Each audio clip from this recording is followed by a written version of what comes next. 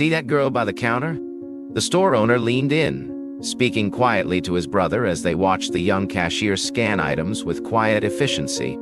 His brother followed his gaze. The one with the ponytail? The owner nodded. Today, I'm going to test her. His brother raised an eyebrow. Test her? What for?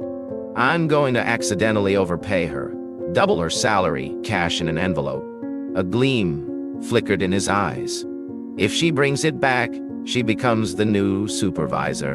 And if she doesn't? The owner's expression hardened. Then I'll know what kind of person she is.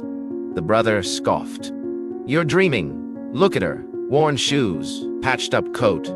She's desperate. She'll take the money and vanish. But the owner shook his head slowly. You can't judge someone's honesty by their clothes. A short while later, he approached the cashier as she wiped down the counter. You've been working hard, he said, handing her a sealed envelope. Here's your pay. You've earned it. She took it with both hands, a shy smile blooming on her face. Thank you, sir. This means a lot to me. Count it, just in case. She shook her head. I trust you. That evening, in the dim light of a kitchen barely large enough to turn around in, the young woman finally opened the envelope. Her eyes went wide.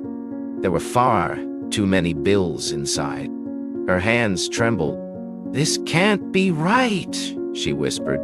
She stared at the cash. With that money, her brother could finally get new shoes for school. They might even fix the roof that had been leaking since last winter. Her mother sat across the table, peeling vegetables. The woman's hands were rough, her face etched with quiet endurance. Mom, the cashier said quietly, I think my boss gave me too much money. A lot more. Her mother looked up, reading the conflict in her daughter's eyes. We need it, the girl added, her voice barely audible. We do, the mother agreed softly. But if it isn't yours, it won't bring you peace, just problems.